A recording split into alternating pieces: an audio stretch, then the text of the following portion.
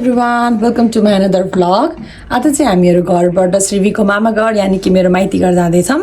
माइती घर पनि चाहिँ आज मूल घर जाँदैछौँ होइन। आमा आन्टीहरू हुनुहुन्छ, उहाँहरूलाई भेट्न जाँदैछौँ। आधी बाटो पर्छ धरानसम्म पुग्नको लागि। मेरो मेन माइती घर चाहिँ धरान हो होइन। धरानसम्म पुग्नको लागि चाहिँ काकरभिट्टाबाट एकदम टाढा पर्छ नि त, त्यही भएर चाहिँ आधी आधी बाटो गर्दै जाने बच्चासँग गाह्रो हुन्छ भनेर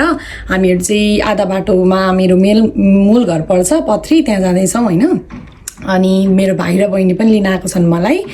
अनि अब गाडी रिजर्भ गरेर गाडी आउँदैछ, वेटिङमा छौँ। अनि त्यसमै हामीहरू सबैजना जाँदैछौँ। अनि श्रीवीले चाहिँ उसको हजुरबा हजुरआमासँग भेट भइसक्यो। अब बुढी हजुरआमासँग अनि अरू हजुरआमा आन्टीहरूसँग चाहिँ उसको पहिलो भेट हुन गइरहेको छ। एकदम धेरै एक्साइटेड छु अनि उहाँहरू पनि एकदम धेरै एक्साइटेड हुनुहुन्छ। अनि सो यहाँ अब जानको लागि रेडी हुँदैछौँ। अब सबै थोक रेडी भइसक्यो, प्याकिङ सेकिङ भइसक्यो, गाडीको वेटिङमा छौँ। सो स्टे ट्युन्ड है त। उहाँ पुगुन्जेलसम्म म सकेसम्म म भिडियो क्याप्चर गर्ने कोसिस गर्छु। भिडियो चाहिँ अन्तिमसम्म हेरिदिनु होला है त। यहाँ चाहिँ उसको फुपूले रेडी गर्दै हुनुहुन्छ सानीलाई। Do you gonna miss her? Yes. Do you gonna miss her? Yes, of course. हामीहरू चाहिँ अब 15 डेजमा आउँछौँ बेहुली नानी। त्यति बेलासम्म मिस गरिदिनु होला त। हामीहरूलाई मिस गर्नु होला है त। मेरो पुपुलाई छाना रेडी हुँदैछ मामा घर जानलाई। Oh my god, looking so pretty pretty. Oh my god, she is looking so pretty. No छोरी बनाइदिएको टिका लगाइदिनु न, त कालो टिका थियो केटाकेटीहरू।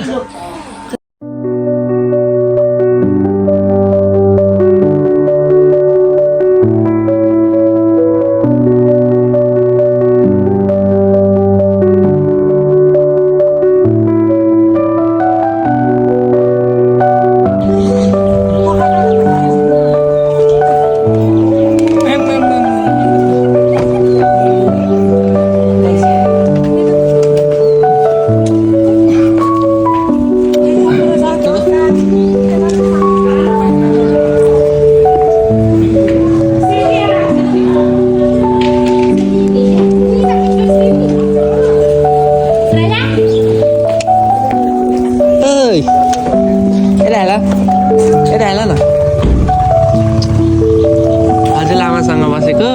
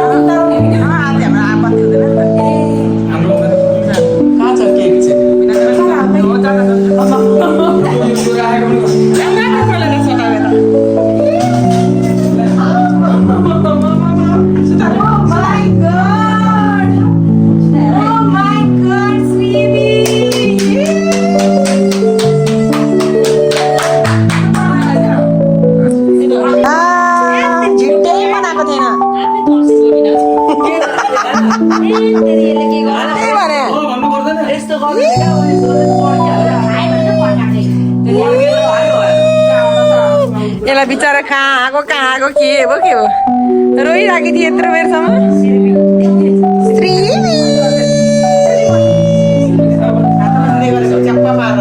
लु लु लु लु खिचेको छ आमा पनि खिचाइ पो भन्नुहुन्छ त फेरि। लु है नातिनी, लु पैसा कमाउन आयो है। ओहो यसले त ड्याममै पो पक्रिन्छ त। हजुरआमा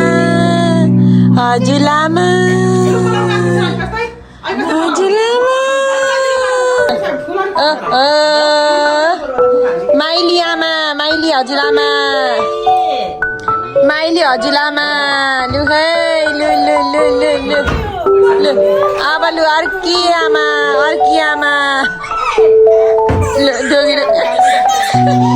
लु चम्काइन्छ त रिसाइद भाइ। अब अर्को आमा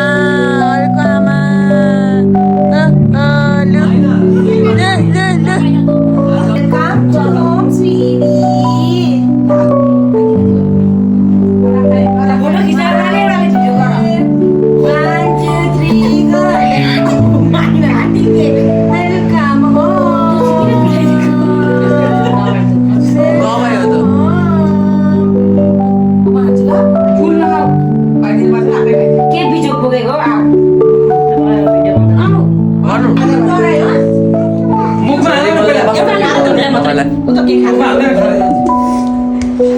सबैजना हुन्छ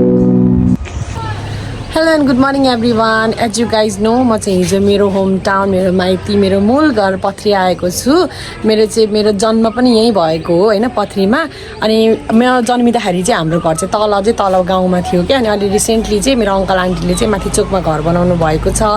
अनि मेरो अङ्कल आन्टी चाहिँ मेरो दुई तर्फबाट चाहिँ रिलेसन लाग्छ क्या लाइक मेरो ड्याडीको भाइ अनि मेरो मम्मीको बहिनी हो क्या उहाँहरूको बिहे भएको हो होइन मेरो चाहिँ कान्छो अङ्कल र आन्टी हुनुहुन्छ अनि मेरो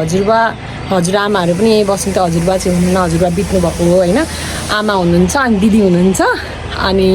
अहिले चाहिँ उहाँहरूले रिसेन्टली नयाँ घर बनाउनु भएको हो अनि एकदम धेरै यो सब त्यो चेन्जेस उहाँहरूको प्रगति यो त्यो देख्दाखेरि चाहिँ एकदम धेरै कस्तो खुसी लागेको छ होइन अनि म लाइक आफ्टर 3 इयर्स आएको हो यहाँ पहिला सुरुमा आउँदाखेरि चाहिँ खासै धेरै कम्प्लिट भएको थिएन अहिले चाहिँ फुल कम्प्लिट भएर रहेछ घर अनि वरिपरिको भ्यू उमागढ यस्तो आनन्द छ नि होइन ग्रिनेरी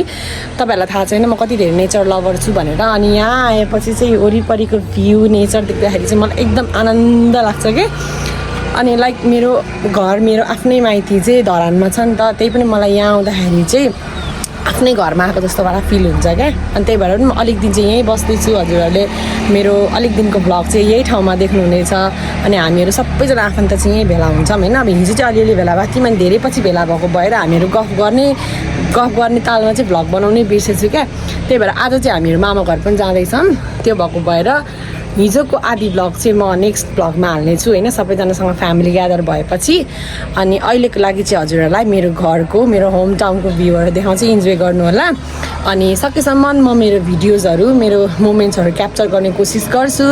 र यही भिडियोमा चाहिँ मिल्यो भने कन्टिन्यू पनि गर्छु होइन भने नेक्स्ट भिडियोमा कन्टिन्यू गर्नेछु ब्लगको बारेमा हिजोको ब्लगलाई चाहिँ मैले कम्प्लिट गर्न नसकेको भएर हजुरहरूलाई यही भिडियोको थ्रुबाट चाहिँ भन्न चाहेको एकदम धेरै रमाइलो भयो होइन अनएक्सपेक्टेड तरिकाले चाहिँ एकदम स्पेसल तरिकाले वेलकम पनि भयो एकदम धेरै इमोसनल पनि फिल भयो सबैजना एकदम धेरै इमोसनल थियौँ खुसी थियौँ अनि लाइक अलिक हतार पनि थियो क्या आज अब मामा घर जाने भयो मामा घरमा पूजा रहेछ त्यो भएको भएर आन्टीहरू हिँड्न यतातिर हतार पनि भएको भएर मैले भिडियो क्याप्चर गर्न पाइनँ बट नो वरिज आज म मामा घर गएर चाहिँ मेरो माइतीपट्टिको मेरो यहाँ घरपट्टिको सबैजनाको म इन्ट्रोडक्सन सहित म भिडियो चाहिँ हजुरहरूलाई पोस्ट गर्नेछु डोन्ट वरी इन्जोय गर्नु होला अहिलेको लागि भ्यू इन्जोय गर्नुहोस् है त oh my god can you see this greenery यो चाहिँ हाम्रो यता घर अगाडिपट्टिको जङ्गल एरिया जस्तो छ क्या यहाँ चाहिँ पछि गएर लाइक बेबीहरू प्लेग्राउन्ड टाइपको बन्ने जस्तो प्लान छ अरे क्या यहाँनिर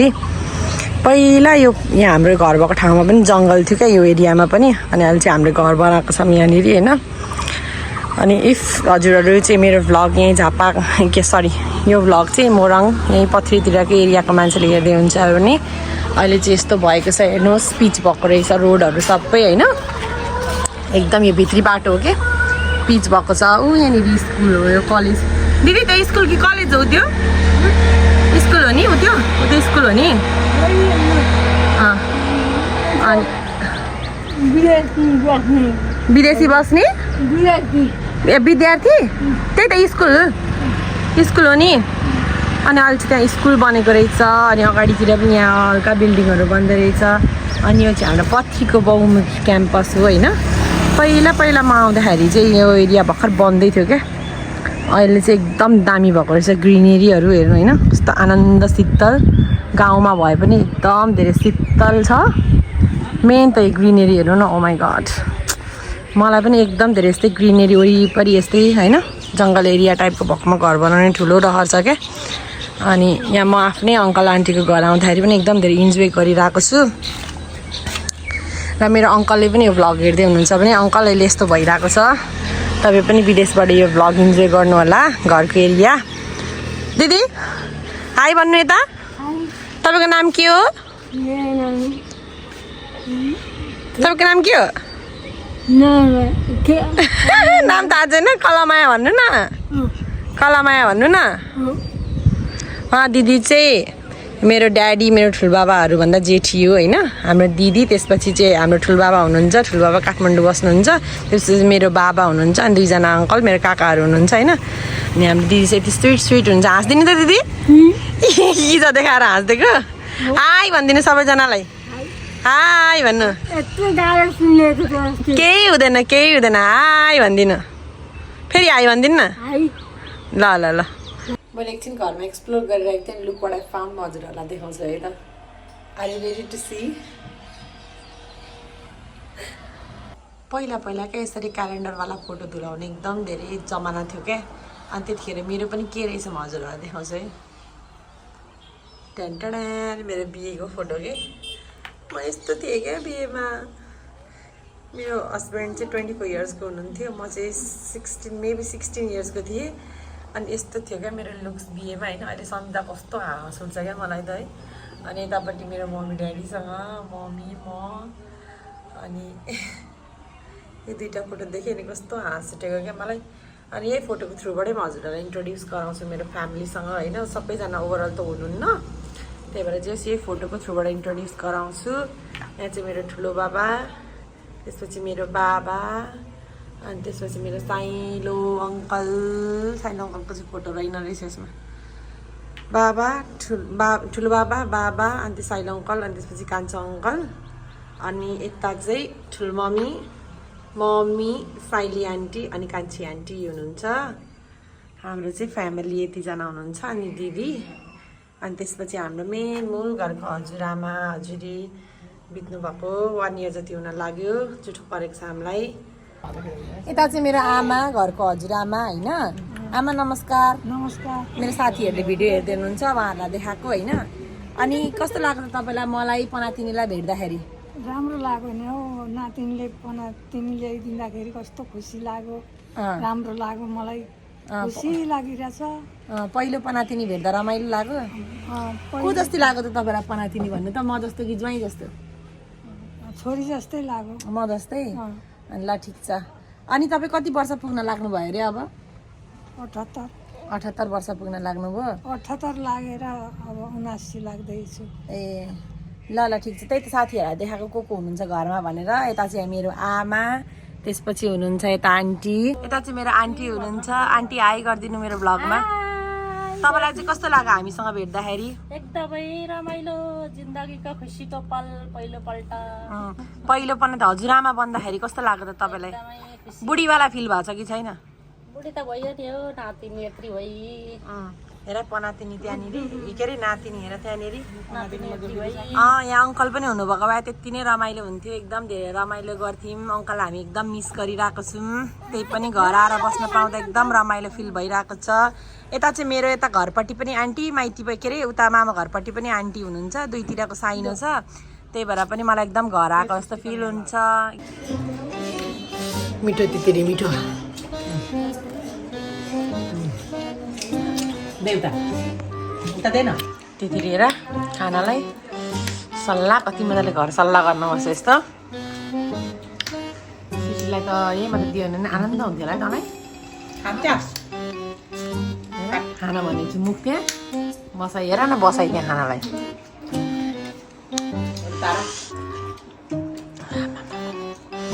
तितौरा मुखमा पानी आयो होला यो देख्दाखेरि त A few moments later. Bima basta noviasa. Ha, यसो अति हो क्या भुइँमा नभ्याएर हेर्नु त ज्या मुख हेर न मुख खाँदा काम गर्नु पर्दा यस्तो होस् त ध्यान तिमी पनि आयो भनिदेऊ तिम्रो नाम के हो बेबी तिम्रो नाम फ्लोरा जोशी ऊ चाहिँ मेरो कान्छी आन्टीको छोरी हो होइन कान्छी छोरी अनि ऊ श्री के अरे श्रीवी तिम्रो को पर्छ छोरी पर्छ